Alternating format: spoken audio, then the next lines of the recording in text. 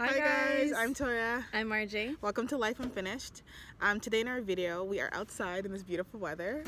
So that's what we're squinting a bit. But anyways, we're going to be talking about body image and self-love and just how the movie I Feel Pretty, which we recently saw, kind of really touched us and really impacted us. And we're going to use that kind of as a base to discuss this topic and share with you a little bit on our challenges in this area in the past and where we kind of are now and what we took from the video, and just kind of encourage you as well in this area of your life. Yeah. So there definitely be things that I feel like a lot of people, especially women, can relate to. So definitely jump inside the comments and let us know what you think and how you're feeling, your challenges, struggles, all that kind of stuff. We want to hear from you as well. So yes, and do not forget to like, subscribe, share, all that fun stuff. Yeah. So the movie, just in case you haven't seen it, just a little warning, there is going to be some spoilers in this video. So if you do want to watch the movie, watch it first, then come back and watch this video. Just, you've been warned. Yes. So a brief synopsis of the movie is that it features Amy Schumer. She's the main actress in the film, and she, in the very beginning of the movie, is not happy with herself, with the way she looks. She's going to exercise classes, I guess, to try to lose weight. So she's just overall not really happy with her body and with the way that she sees herself. And then she gets into a little bit of an accident and she hits her head, and that causes like a type of concussion where she then sees herself differently. Like, she sees the body she's always wanted, her arms, her face, her torso, everything. She sees like the perfect body whenever she looks in the mirror. But her actual physical body hasn't changed. Nothing about her has changed. Which is the comedy behind the movie. Yeah. So everybody else sees her the exact same way. But now when she looks in the mirror, she sees like the perfect girl that she's always wanted to see. So she sees herself as more beautiful and more attractive. And so with that, she has like super confidence. Her confidence is through the roof. She's more bold. She's more courageous. She's overall happier because her body is different, and she feels like this is who I've always wanted to be. And so because of that change in her appearance, she carries herself a little bit differently as well with her friends. In her workplace, she's more willing to go for opportunities that before she would shy away from. And also she's more willing to be, I guess, kind of in the public eye because she thinks she looks great. She does look great, but like she just sees herself as, I guess, perfect, for lack of better words. Yeah, and what's really cool about that too is not only is she more confident to do these things, but she actually gets these opportunities. Yeah. So she goes for this job that when she wasn't confident, she would have never ever applied for, and she actually gets it. And it's not just because people think she's gorgeous. It's actually so the job she's going for is a modeling agency essentially, so their standards are quite high. So they wouldn't naturally find her attractive, which they identify, like throughout the movie you see them making little comments and stuff, but they hire her solely because of her confidence. And the very guy that she had this crush on forever actually falls for her, not even because of the way she looks, but just because she's so confident. Yeah, like people are just like so amazed by, wow, how can someone like this be so confident? And I think something important to mention too is, so yeah, she does have positive changes in terms of the way she looks at herself, the way she talks about herself overall, but the bad side to it is she starts to treat people a little bit badly. So the friends that she's had in her life for years and years, she's kind of rejecting them a little bit, not really wanting to hang out with them, making them feel bad about themselves. Of course in the movie they make it funny because everybody's looking at her like she's crazy, really, because to them she looks exactly the same. But because she thinks that she looks so much better, she's kind of talking people down, belittling them a little bit. So that is not a positive, but she does at the end, realize that she was doing that and apologize and reconcile with those people. And also what I thought was really interesting was that when it came to her friends, because she wasn't happy with her body before, she kind of approached them in a way where like, well, you can do this to look better as well. And I mean, from the movie, I didn't really get that her friends weren't happy with who they were. They were pretty much fine. It was just her. But she was kind of making it seem like, oh, well, you can look this good too. Which is probably why they thought she was crazy, because she looked the exact same. But they were happy with who they were and they didn't want to change anything. But she was kind of pushing them to change because she felt like who she saw in the mirror was better, and so she felt like other people around her could look better as well. But appearance isn't everything. So that was really, go ahead. That's true. I definitely agree with that. What's actually interesting too is how much you affect your surroundings. So her friends would come into like there's a scene where they're getting ready to do a photo shoot for like a dating website, and they were confident, and it's because of her comments and like the way she was feeling. They started to feel pretty down about themselves as well. So she was actually affecting the people around her and making them feel less than just because she felt less than. So I thought that was really a good point of the movie as well. Yeah, I think overall the movie was a really, really well done, like really well done job, well written, and the actors did well as well. I love the fact that it was about confidence. It wasn't like a story of, okay, she lost all this weight and now she's happy, or she got this big makeover and now she's happy. The fact that she looked exactly the same, and that was where her confidence came from, that was where her abilities came out of, is amazing to me, because I expected for her to have some kind of big transformation in the end, and then that was going to make her feel better about herself, but it was no, she learned to love the skin that she was in. So I thought that was like really eye-opening and unexpected for sure. And I think what's amazing about that as well, especially for females, because I feel like this is something that a lot of people struggle with. I mean, even if you do have your version of an ideal body, I feel like there's a lot of stuff in the media that can maybe portray unrealistic standards for women, especially. Not that they don't exist for men, but for women, I feel like it's more prevalent. But what I thought was amazing about the movie was that it really keyed into the fact that if you change your perception, you can literally change your life. The way that you see yourself, like if you're able to change that, if you're able to love who you are, genuinely love yourself, then you're able to accomplish anything. Because when you have confidence is the most attractive thing. Toy and I talk about that all the time, that confidence is attractive in men. It's so attractive. Yes. You might not look, and in women for them as well. Exactly.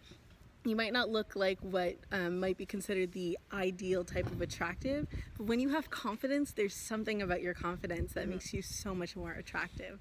So I thought that was awesome, that it was just really the way that you see yourself has a difference. It plays a role in your life and might hold you back from going for certain things, or it can encourage you to go for certain things because you know that you're capable despite how you look, or sometimes even despite how you feel, or whatever challenges are surrounding your situation or anything like that. So that was something that I loved as well, and that really stuck with me, that your perception is key, not just of yourself but of other people too, right? Because the way she treated her friends was based on her How perception. Yeah.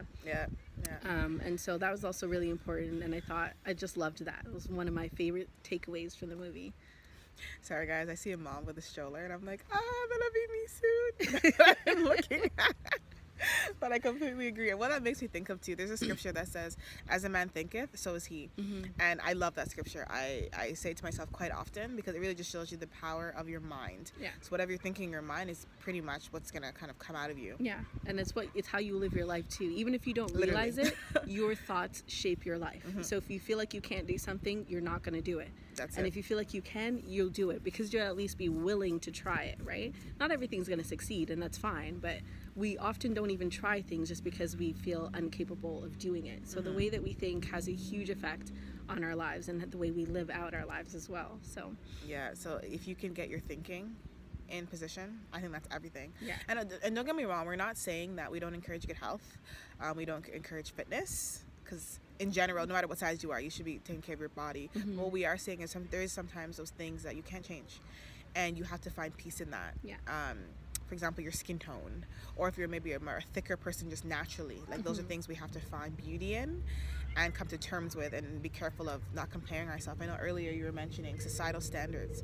So I talk a little bit about that. I know for myself, it's interesting because when we were in high school, actually I'd say any time before we got to university, we were actually really thin. Maybe we could put some pictures on the screen or something, or in another video we'll show you what we looked like. I'm not saying that we're huge or anything now, not that that matters, but what I mean is we actually felt not as confident about ourselves then, thinking that we needed to be thinner, and we didn't realize how thin we were until maybe a couple years ago. When we looked back at pictures and we were like, whoa, we didn't even realize how thin we were, how skinny we were. And people were telling us that, like when we came to Ottawa, new people were meeting us for the first time, like saying to us, like, you guys are really thin, I was like, what are they talking about? Maybe everyone's just big here. Exactly. Not that they were, but like I just didn't get it. And we were the only one that could wear each other's shoes, like. So I don't know why I didn't click, but shoe size doesn't determine how big you are. But I don't know, just little things like we could only share clothes together for a long time, maybe even now. I don't know. But the point that I'm making is in life, it's easy to never be happy with what you look like. Yeah. Because now No we matter want to how look like thin. what we looked like before. Right? And when we were there before, we couldn't be content in where we yeah. were. And I mean, I was wearing like size 0, size 2. The highest I ever got to was when I first moved here, I was size 4. Like, how much skinnier do you want to get? You know, like, but I still felt like I needed to be thinner. Yeah. So it just kind of shows you that perspective is like really important. Yeah, and so that actually is a good segue into talking about health. And that's why I think it's more important to focus on your health than your physical appearance. Yes. And that's not to say that you can't have goals about what you want to look like. That's perfectly fine as well. But I feel like sometimes we have to be very conscious and mindful of why we want to accomplish certain things and certain goals. And if you can tie your why to something that's meaningful and something that's maybe a little less trivial, then that's good. And that will help. That'll help keep you too for like whenever the challenges come up. But it's also really important that whatever goals we set for ourselves are for us and not for anybody else. Not because this is what society thinks women should look like, or not because you were this skinny before, or because I don't know, or maybe your friend looks this skinny, or maybe all your friends work out or whatever, so you want to do that just because they do. Not that you can't, but think about why you want to accomplish something, especially when it relates to goals and health, because it's so important. It's so important to know why you're doing something, and it also helps you check if you're okay with yourself, if you feel confident in yourself, or maybe areas that you don't feel confident in yourself. And maybe sometimes we're trying to compensate with the way that we look because of how we feel about ourselves and about our appearance or our physical body or about our attractiveness as well. And so like some of my challenges, I remember in high school, Latoya mentioned already that we were skinny in high school, but for some reason we just did not see that. And I remember I used to think in high school, I wasn't attractive. I wasn't as attractive as other people. Me too. Maybe not so much like if I was we just never looking at discussed that myself. together. Yeah. Sorry, I just realized we talked so much, but I don't think we ever talked about like that insecurity. And not so much if I was looking at myself, but it was always in comparison to other people. Yeah. And the main thing I looked at was like if guys were going after other girls, then they were obviously more attractive than I was. And I feel like that's probably something that a lot of girls have dealt with before. But so that made me feel like I wasn't as attractive. And to be honest, I was okay with that. I just figured, okay, well, I'm just a less attractive person. Nothing I can do about that. Just less attractive. Yeah. That's funny. It wasn't a huge thing. I kind of did wish I was more attractive, but like there was nothing I could do about that. So I was like, okay, well, that's my life. But there were times when I would kind of want someone to be attracted to me, like in terms of guys, that I wanted someone to ask me out on a date or whatever, like just all these things. I wanted more attention. I wanted more attention because there was a part of me that was unsatisfied with who I was at the time. And so that was a way that I was kind of compensating for that. And then later on, I mean, through different stages of life, I feel like our challenges are slightly different. But then later on, when we came to university and I had put on a little bit of weight, I put on like, I don't know, maybe like 10 pounds, and I was like determined to lose that 10 pounds. It made no sense. And actually I would keep where I was then, as opposed to where I am now. I needed those 10 pounds. Yes, I needed more than that, to be honest. And even now I'm trying to lose weight, but I still don't want to get back to where I was before, because that was way too skinny. Yeah, we're also older, so our bodies are a lot different. So and we've matured, and our thighs have gotten thicker. Yeah. Like we're just bigger because we're older, we're right? Black women. So I don't want to be where I was before. I do want to be healthier. And so my goals right now, I'm trying to tie them to my health. Long term, what am I thinking? It's not just about my appearance. It's about what my physical body and keeping that in shape will do for me. So Toya and I talk about this all the time. And I tell her that when I'm thinking about my health, I'm thinking, one, about my kids. Kids take a lot of energy. Just to play with them, like not even to keep them alive, but just to like play with them, takes a lot of energy. And that's something I often think about, because before I would be going up the stairs at school and be winded, like completely winded. And our university had a lot of steps, so you were walking a lot. But that was something. It's really unnecessary. I feel like they're trying to keep people thin by adding in all those stairs, because it's really unnecessary. It's But like a step, then a step. I don't know how to explain it, but yeah, it's so really many not normal. levels, just a lot of stairs and not a lot of elevators. But so I think about that. I think about being active with my kids. I think about the fact that I need this body to accomplish the dreams that I have in the future. I need this body to be good and healthy so that I can open up a business and continue running my business, so that I can help my kids and transport them wherever they want to go, so that I can have a good sex life with my husband. Like, these are things that are important to me and that are more long term. They're not just about right now. And they don't have to do with my appearance, actually. They have more to do with my health. And so I think that's important to have. Again, it doesn't mean you can't have goals about your appearance. That's perfectly fine. But I think when we tie them to our health, they're more easy to sustain in the long run, because it's not just about how we look. So yeah, it's kind of some of it. Those have been some of my challenges, and also some of the things that I think about when I'm setting my goals for my health right now. I completely agree, and I think what's key in all of this is finding a way to love yourself where you are at. Yes. In the process, but still in the process. Yeah. Because we can make an excuse and say, oh, I don't need to lose weight, I don't need to do this, like I'm beautiful no matter what, I need to love myself. But there is a balance in that. You should also be considering your BMI, which is healthy for your specific body weight, like things like that. BMI is body mass index. Yes. Just in case. Yeah, and little things like that, and considering, okay, like where you're at too. So for example, I'm pregnant and I'm on a health journey, but my health journey is a lot different routes, because I have to eat a certain amount and have a certain number of calories for my baby. But a lot of people use pregnancy as an excuse to kind of blow up, and that was something that I told myself that I wouldn't do. Now, I'm not saying that people who get really big in pregnancies because they were careless, because every baby is different. But I have realized that you don't have to get as big as a lot of people do get, and you can be disciplined throughout in how you're eating. Because when you do research, it actually shows that you don't actually need to gain extra pounds until a little bit late into your second semester. You're only eating for 2 at that point, but the first trimester of the pregnancy, you don't actually need to eat for 2. Your body has enough nutrients for when the baby's developing. So that's kind of a myth of like, oh my god, I'm 6 weeks pregnant, I'm eating for 2. No, you're not.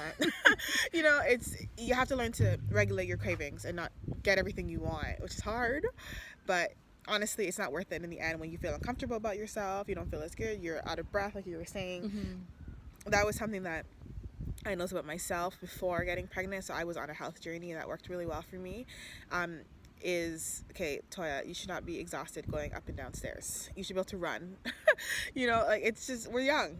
To me, these are things that we should be able to do. Which is why it's sad if we can't do it. Because it's not even like we're Yeah. older. Because yes, as you do age, your body changes. But in this stage of life, these are things that we should be able to do. We should be fit. I think we should be able to do basic exercise. Yeah. And I think what is key in all of this too is discipline. Me and Ruth have been talking about that a lot lately, and I think we might even do a video on that, because that's kind of where we're both really are in life right now, discipline and focus, and you need to be disciplined. The excuse of I didn't have a lunch, I didn't get to pack a lunch, it's just an excuse. Prepare your time, prepare your lunch in advance. I don't want to go to the gym. Find a partner who can keep you accountable, or work out at home. Yeah. Like there's always another option. Busyness is not an excuse. It's really just organization and being disciplined enough to do what it is you need to do. But in all of that, finding a way to love yourself how you are. Something that I was doing, that I have to admit, is I wasn't buying any new clothes for a long time, because I was like, why would I want to buy clothes to fit this body?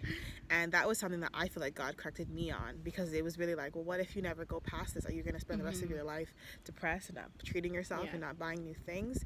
Now, it doesn't mean you go on a shopping spree if you have a goal. But at the same time, I mean, if you need a new black t-shirt, buy a new black t-shirt. Yeah. That's just what it is, Don't feel like you can't still look attractive in terms of like your appearance and your clothing, just because, oh, I'm so big now, who cares what I look like? And even especially if you're married, consider your spouse, they're still expecting you to look nice, and just because you're not feeling good on the inside, I think it's even more of a reason to look good on the outside. My sister-in-law and me, we actually had a rule that we started I don't know, maybe a year and a half ago, before I was married, that on days when we would feel unattractive, just have those days, I don't know, or you feel like you gained some weight, to look extra good, to dress up on those days, put on makeup, put on a fancy, like just don't look the way you feel, essentially. And it works. It legitimately works. And it gives you that discipline of, I'm going to look presentable no matter what size I'm at. Yeah. I'm going to treat myself no matter what size I'm at. And then that kind of motivates you to get to that that place that you want to as well. So, and I think if we were to give you a quick little summary of where we are now, for myself, honestly, I thought I'd be really like bummed out about my pregnancy body, but come on, guys, it's so cute. Like, I don't mind. And honestly, that's God, because I was so, at first I went, like, if I'm being vulnerable, I went through weeks of literally just wearing track pants and big sweaters, or like I didn't want to wear makeup, like, honestly. And that was before I even really had a bump, but I could see the difference in my body and the way I was feeling was terrible. So I had a really, really tough, I've been having, but especially in the beginning, was really tough pregnancy, which I'll talk a little bit more when we do our health segment. But it's like, I just woke up one day and I was like, honestly, you're creating a life. This is a blessing, you know. Enjoy it. It's a bump. Who cares? It's a little bit of extra this and that, you know. I really just have learned now to embrace it, to enjoy it, and I love the way I look now. Honestly, like, I can really like look at myself and be like, yeah, you know. But I'm still keeping in mind that I don't want to gain a whole bunch of unnecessary weight, and that I am trying to get back to a smaller size after the fact. So it's just that balance that I was talking about earlier. Still loving what I look like, still buying cute little outfits, but I'm not going to go on a shopping spree for my size now either, because in a few months' time, you know, I would have lost my stomach, and then I have to then go back into toning and getting to the place that I want to be.